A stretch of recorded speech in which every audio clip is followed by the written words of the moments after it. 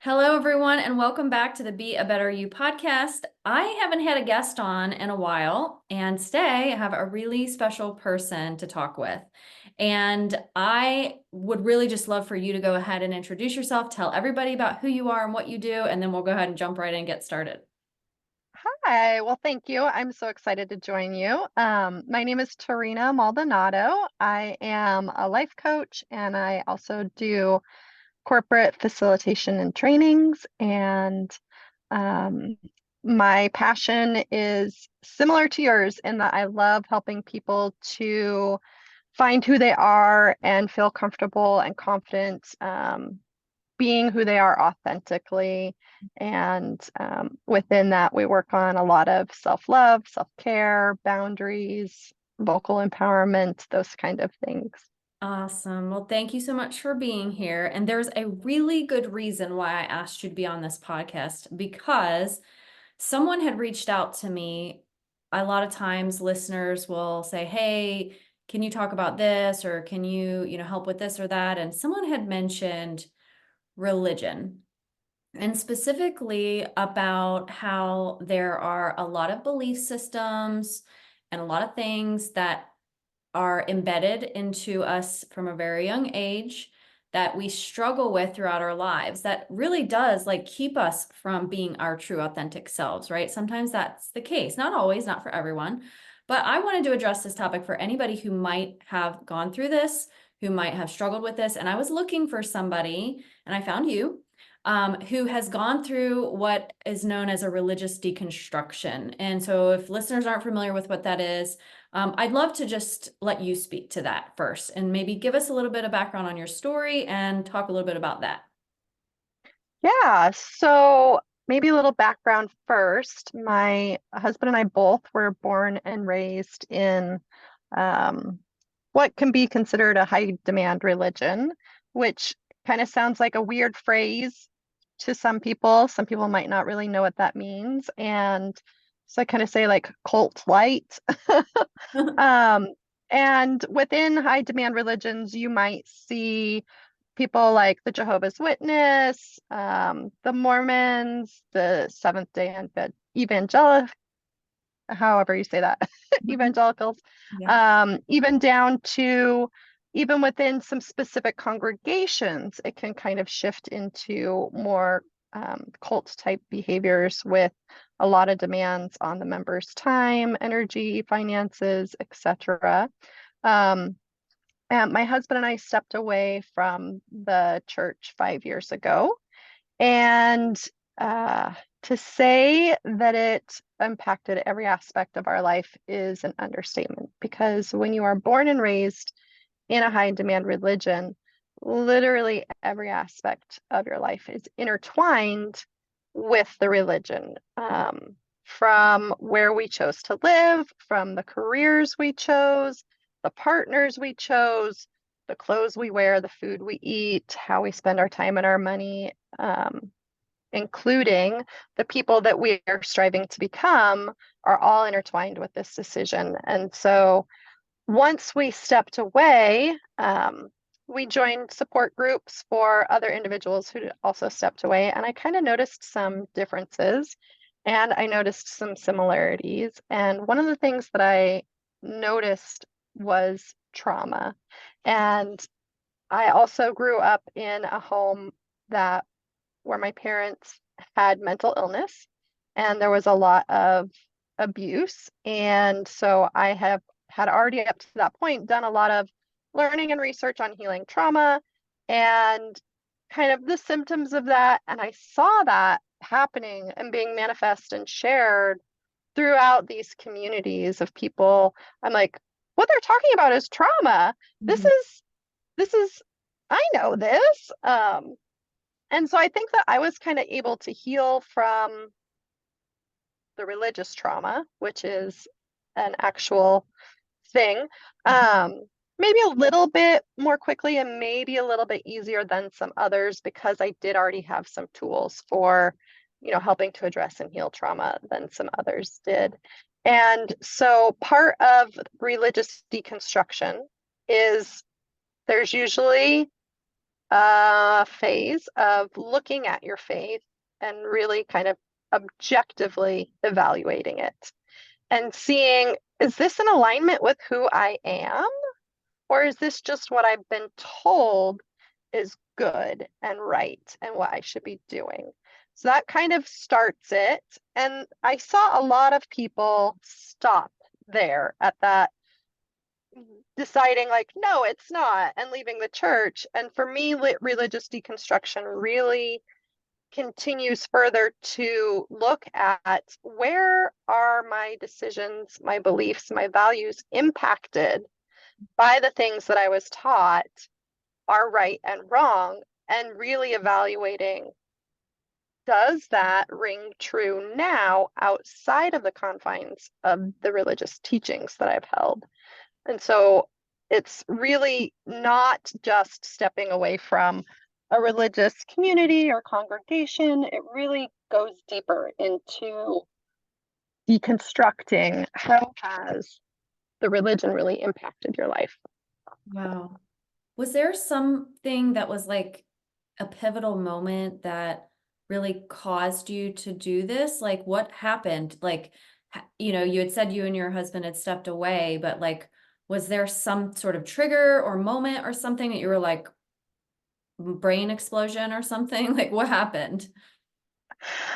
Yes. So, one thing that is a common thread throughout most high control religions is um, a lot of messaging to only read information that is put out by that religion or that organization. Like, don't go Googling, your church or your leaders or anything like just trust, just stay on our website, read our materials.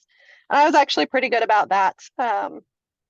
And so I was reading, but the thing is it's hard for religious groups to control the narrative now that there is the internet and there are so many people who have left sharing their stories. Um, and so our religion, they did put out some materials kind of combating that information. So it shared some of, I was reading a book and it shared some of the information that I, in my 36 years of being a member, had never been aware of around like the foundations of the church and the person who started the church. And it really was a lot of stuff that did not sit well with me. And I, of course, being the faithful person that I was like, well, there's got to be something that explains this and makes it all okay. Mhm. And so I then continued to try and stay on the church's websites, which they did have enough information that I was able to continue reading. And even with their whitewashed narratives, the things that I read and learned about were just not okay. But the probably the biggest things that were things that I could not accept were things that I consider to be predatory behavior by the founder of the church, such as a grown man coercing a 14-year-old girl into marrying him, or marrying um, women while their husbands were gone. And just, it was sexually predatory behavior. And I think that my background of having survived child abuse myself and having really tried to educate myself on how predators work allowed me to see that, even when it was through like whitewashed perspective of like, this is all okay, it was all ordained by God. And I was like, no, this is predatory behavior. I don't care who does this, this is not okay. And that therefore means this person was not a man of God, because no man of God should be sexually abusing women and children. Yeah. Wow. So a book, literally. And it's really interesting too that, as you're talking, right? Because a lot of people who are listening know that I have a background of abuse as well. Mine was emotional abuse, hidden narcissistic abuse, right?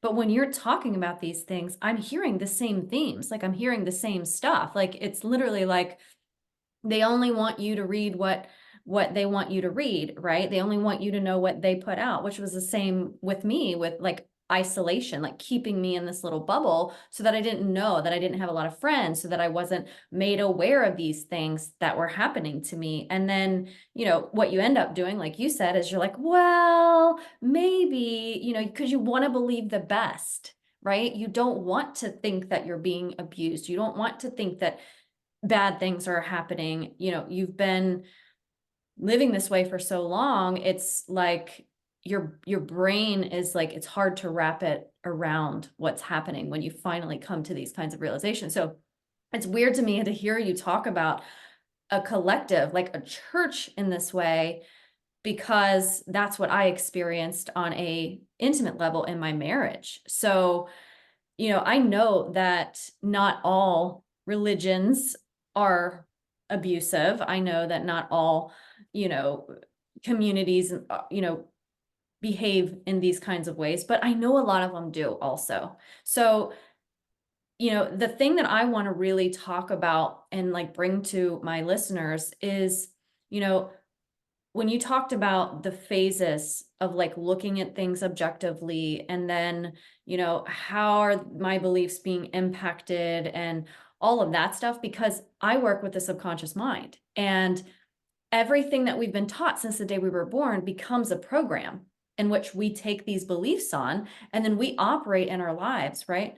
So we can do all the deprogramming we want when it comes to our childhood and our traumas and things like that. But what if somebody's experiencing this? So what are the kinds of things that you feel like you had to like reevaluate and shift and change and be like, oh my gosh, like no more of this. Like this is, I can't subscribe to this anymore. Yeah. So, um, probably helpful to note that my dad has narcissistic personality disorder. He's actually been officially diagnosed with that, as well as bipolar, which anybody who is familiar with those two understands that, of course, I grew up in an abusive home.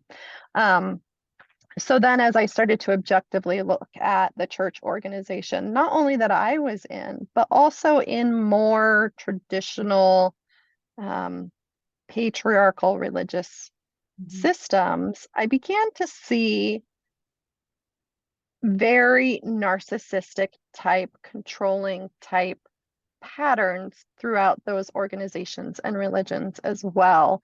And some of the similarities that I've noticed are things that you've talked about, like the control. And even outside of high control religions, often when we are in a religious community, if we have a question, innocent and, faith, like coming from a place of faith, it can be met with um, silencing from leaders, where you are then gaslit to think that there's something wrong with you for asking a question. So if you don't understand a principle, it doesn't quite make sense to you on a cognitive level, and you may go to talk to a leadership person. Oftentimes, we're given catchphrases or cliches that are thought-stopping behaviors, such as, well, God's ways are higher than our ways, or it will all be figured out in the next life, or we just have to have faith. Doubt your doubts, don't doubt your faith. Some of these kind of cliches really are thought-stopping behaviors. And it can even turn into, I'll call it victim blaming, when you're then made to feel like there's something wrong with you for not having enough faith when you ask a question that stems from your more cognitive, logical side, as well as noticing a lot of oppression of women, children, minorities, where often we are taught that, well, for one, just the image of God being a man does not give a woman a lot to connect to emulate, to kind of resonate with, and definitely puts in women and girls' heads that a man is superior. And in a lot of organizations, that is how it's structured, that the man is the head of the home, the man is the head of the congregation, and that they receive revelation for God. Therefore, you submit to your husband, to your father. And that really is so negatively impactful for both men and women because it puts men in a position where they almost have to act in a controlling, domineering way to fulfill what they think is their God-given role of being in control. And so a lot of women just default decisions, default um, a lot of different things to men. And in doing that, they give up a lot of their own autonomy and a lot of their own self because they're just giving it over to the man because he speaks for God. Yeah, that's really interesting. And I want to touch on a couple things that you said, but because I can relate so much to this as far as like losing, I even wrote in my book about how I just felt like my identity was just floating away. Like it was just leaving. It was just, I didn't even know who I was anymore at some point, right? Like it was like, I knew that if I didn't do something now, I was going to lose myself forever. I just knew it was going to happen because I just could feel it. I could just feel the life being sucked out of me.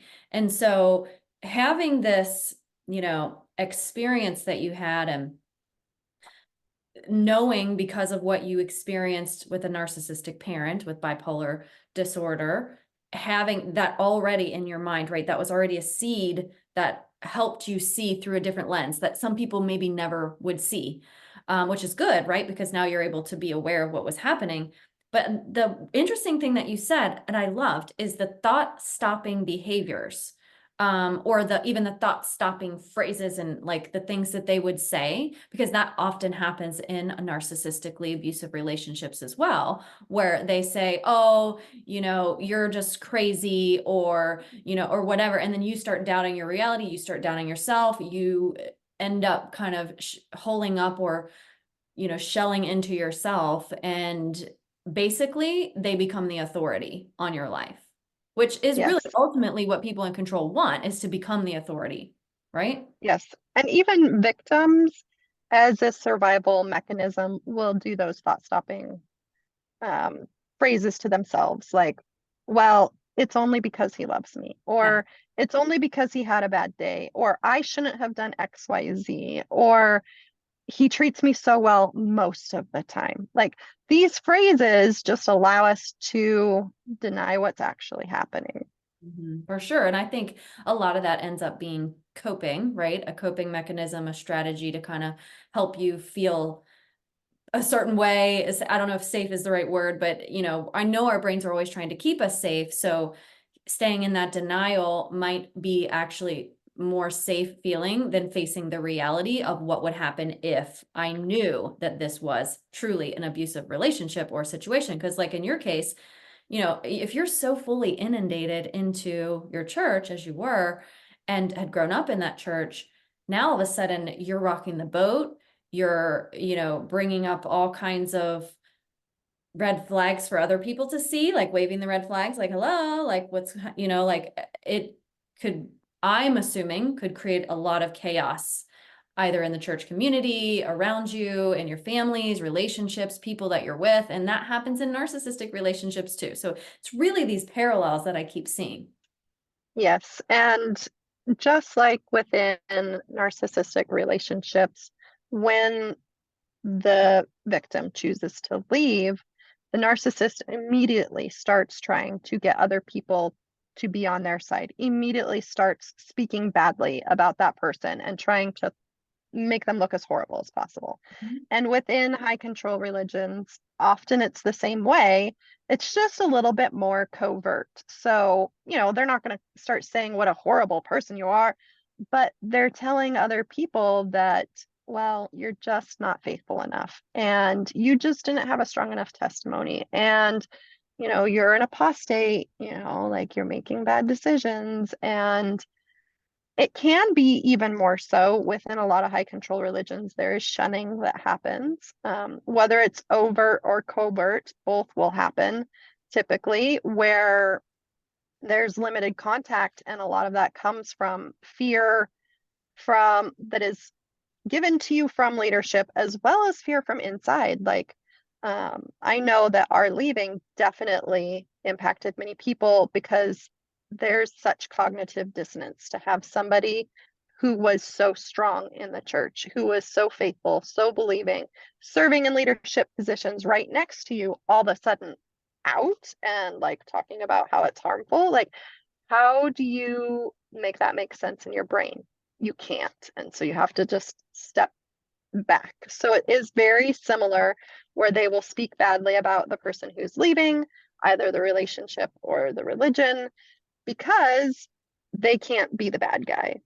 Yeah. Wow. Okay. So, I mean, this is all really fascinating to me. I've seen some like the documentaries of the churches, like keep sweet, pray and obey. Like I've seen those kinds of documentaries. And I'm like, oh, like the whole time I'm like, it's triggering because it is so paralleled to the experiences that a lot of people who are even listening to this right now have experienced with abuse. So, what do you think? Like, one thing I wanted to ask you about, because I am not familiar with this and I'm not going to pretend like I've ever even heard of it, is purity culture. What is purity culture and what does that even mean? I think so.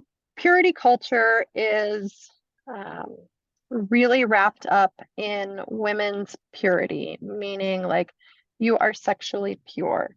And it does not just impact women, it definitely impacts men as well. But some of the ways that you can see this in our communities, in our religious organizations, in families, is messaging given to girls and boys. Um, Men and women. So, for example, you might be told as a girl that you need to dress modestly because if you don't, then you give boys impure thoughts. Mm. Um, Also, things which is very problematic because a person's thoughts are their own. Like it is abusive to tell somebody that they are causing another person's thoughts. Yep. I know leadership in the church I was in actually made a statement saying that when girls dressed in modestly, they became walking pornography for men. Like how damaging that. As well as messaging around um, virginity. So, a lot of times in religious communities, girls are taught that their worth is really, really wrapped up in their virginity. And there's so many analogies that young girls have been taught of like a instructor chewing up gum and being like, this is you after you've had sex. You're just a chewed up piece of gum. Who else is going to want you? Or a licked cupcake. Like, sure, it might still look good, but who's going to want a cupcake now that it's been licked? Like, a lot of things around that. Like, your worth is really around your virginity, and that it also impacts men, especially, and young boys, especially in today's society, where it's almost impossible to not at some point come across pornography, even innocently. And in some communities, you can be taught that pornography is the same as equal to, as far as sinning, to actually having sex. And that if you view this, you're cheating on your spouse. Or I've even heard people say that they were told that masturbation is self rape. These are all things that have been taught within purity culture. Um, and it just creates a breeding ground for sexual assault and abuse, partly because there's such lack of awareness and education around any sort of healthy sexual education. When all you're taught is that your worth is tied up with your virginity, and that is the most important thing, that you bring it to your marriage, that you're a virgin. Um, and the only thing that matters is abstinence, and there's no other education, then you don't really get any education around consent. And that leaves people in a very tricky, vulnerable position, as well as young children not being educated on bodily autonomy or basic sexual education, which for me and our children in our home starts at using proper names for genitals as soon as they can talk, they know what those are. Um, And so purity culture really impacts not just like high demand religions, not just religious people, but there's a lot of judgment that can be seen on women. How often do we hear phrases like, if somebody was sexually assaulted, well, what was she wearing?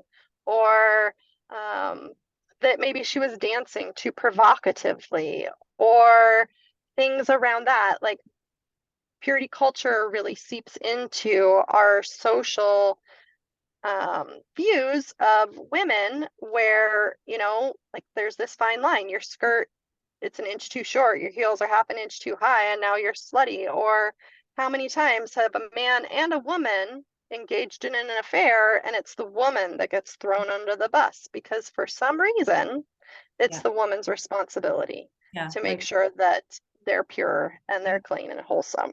yeah, she's a home wrecker or something like that, right? Like, wait a second. Wasn't he also It part of it the equation? it takes two people to engage in this, and Right. often it can be seen where the man is even almost portrayed as the victim because this woman was aggressively coming after him. And of course, men are weaker when it comes to resisting sexual temptation. So, yeah, Right. yes. Okay, well, thank you for explaining that. I mean, I could have made some guesses, but obviously, if I didn't know, I'm sure there was other people that maybe hadn't heard of it or didn't know either.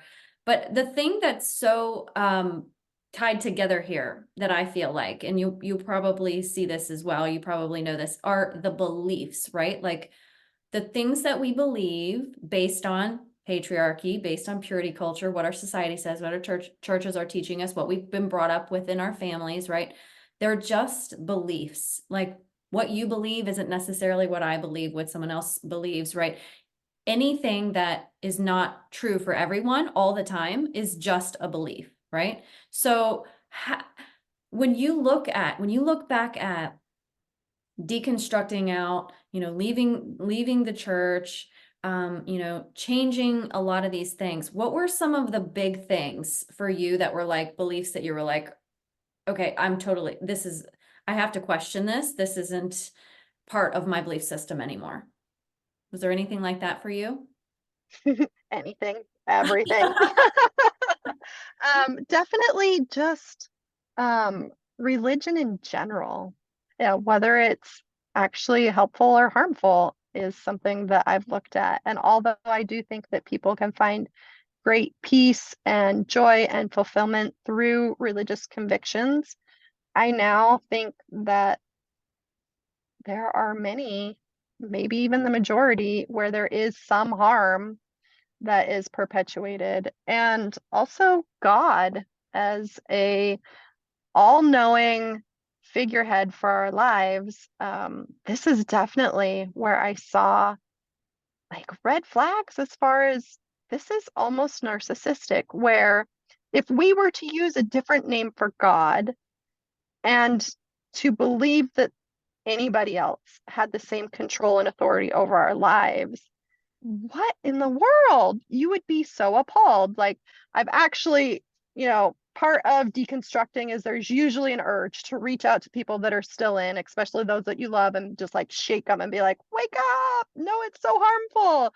And so there's been moments where I wanted to send a text message to like female family members and say, I have somebody that's in a relationship with a man, and he tells her what she can wear, he tells her what she can say and can't say. He tries to tell her how she should spend her money. He tells her how she should spend her time. He even tells her that she shouldn't even be thinking certain things and how she should dress. What would you say that I should say to them? And then when they respond, say, I want you to see that this is your relationship with God. Oh my gosh. Because in religious communities, you are given messaging on what you should wear, what you should eat. You are told that you shouldn't think certain things. You are told how you should spend your time. You are given directives on how you should spend your money.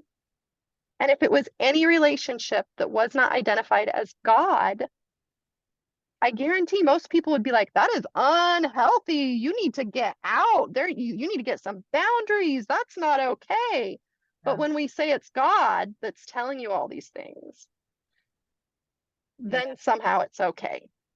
Yeah, I feel like so I wouldn't call it a deconstruction really. I sort of went through a little bit of an awakening on my own a couple of years ago because I was really bounced around to a lot of different churches growing up in my family, and we never really stuck with one particular thing. Now, I grew up Christian and Jesus and the Bible and all of that stuff, but we had gone to all different churches, Pentecostal, Unity, Catholic, Methodist, all these different, even I'm trying to think there was another one, but anyway, we never really settled on one thing as a kid. When I met who is my now ex-husband, he was fully cradle Catholic, right? So I started going to church with him. I started doing all the things that he did. And then I became Catholic well, I didn't do it when we got married, but several years afterwards, I went ahead and became Catholic.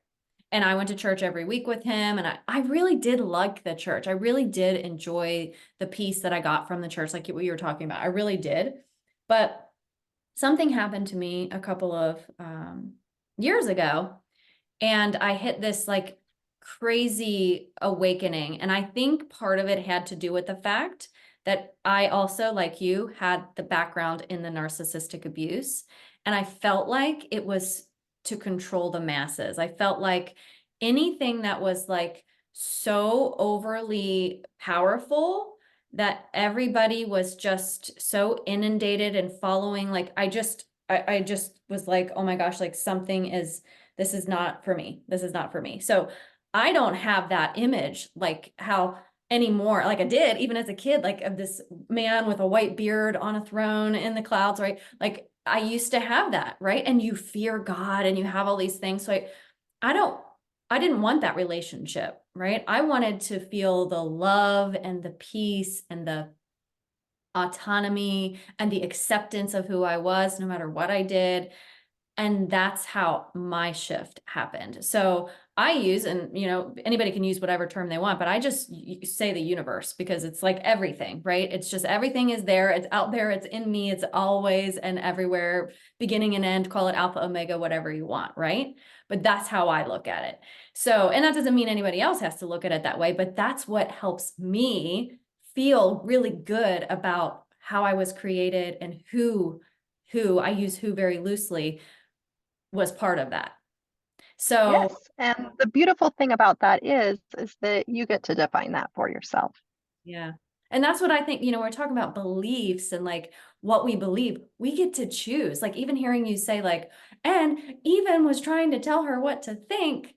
Like even my ex would say things like that to me. You shouldn't think like that, or you shouldn't think those things. I'm like, what? Like, who has that much control over a person, right? Like, we need to be able to believe what we want to believe and have our own autonomy and authority over ourselves, right? We live in a society, we are around other people, but we are a collective, right? So, together, we need to be in harmony with each other. And I don't think we can do that if we've got this like top down. I mean, maybe some people can do it. I shouldn't say we can't do it, but I feel like, it's going to be a little bit harder to do if there's just like kind of this top-down control. And that's not something that I really subscribe to anymore. So that's why this is an exciting episode for me because, I know a lot of other people have experienced this, haven't had great church relationships, right? Some people have. Some people are just like love their church community, have amazing experiences, and some people don't. And that's who this speaks to. That's who I wanted you to be able to come here and speak to. So if for people who are, right, like maybe in the midst of this, people who are maybe having this sort of revelation or, oh my gosh, like maybe this is something that I'm going through. Like what kind of things do you recommend for them? What kind of things would you tell them? First is embrace the fear because you're stepping into the unknown.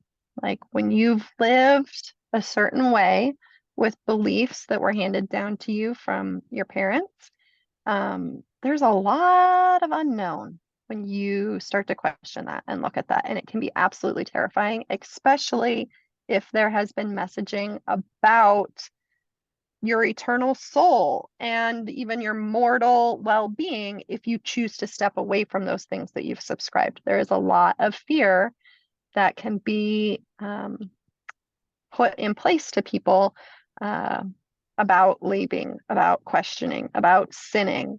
And so just embrace that and know that it's okay to be scared. That means that you're doing something new, Yeah. not necessarily something wrong.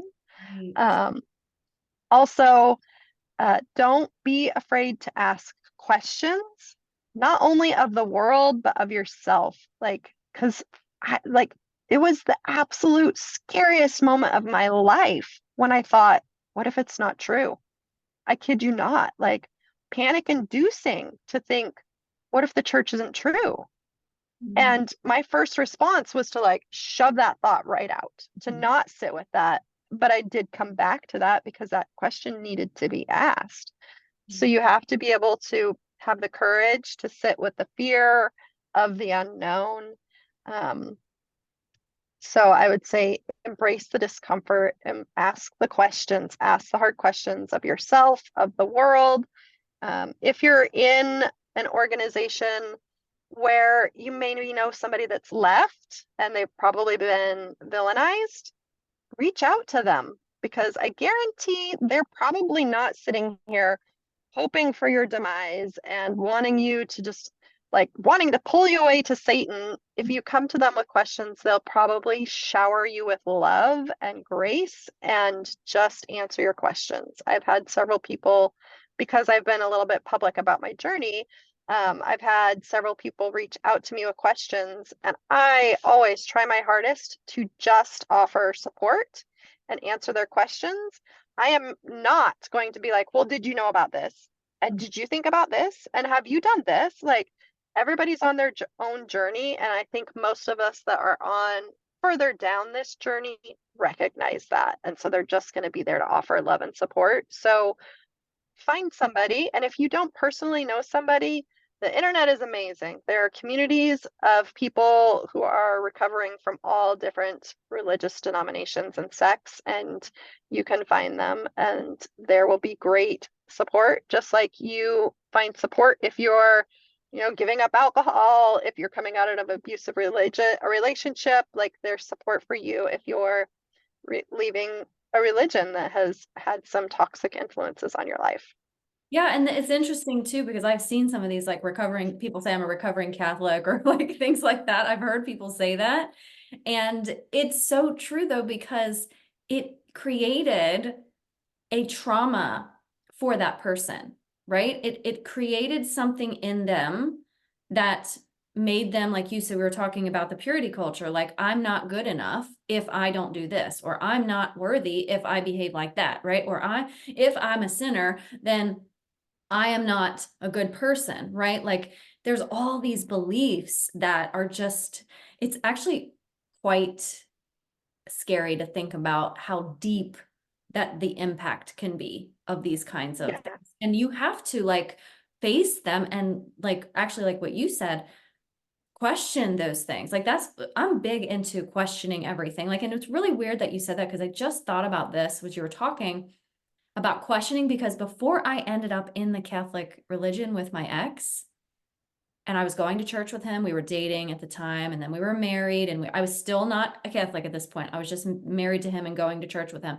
I would say, "Why do they do this?" And he'd be like, and he didn't know. He didn't even know the answer It because doesn't matter he didn't even know. Like, because God said so. why do you do that? Why do they do this? Why do they do this? What is that up there? Why don't they have Bibles in the pews? Like I would ask all these weird questions and he'd be like, I don't know, go ask the priest. So we would wait till after church and I would go talk to the priest and he would answer a lot of my questions. And then what he said was, you should come to RCIA and learn about the religion. And I was like, okay, well, that makes sense because I'm always coming after after church and asking all these questions.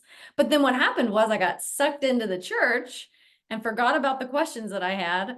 And then I just kind of went with the flow. And like I said, like I actually did enjoy my time when I was in the church.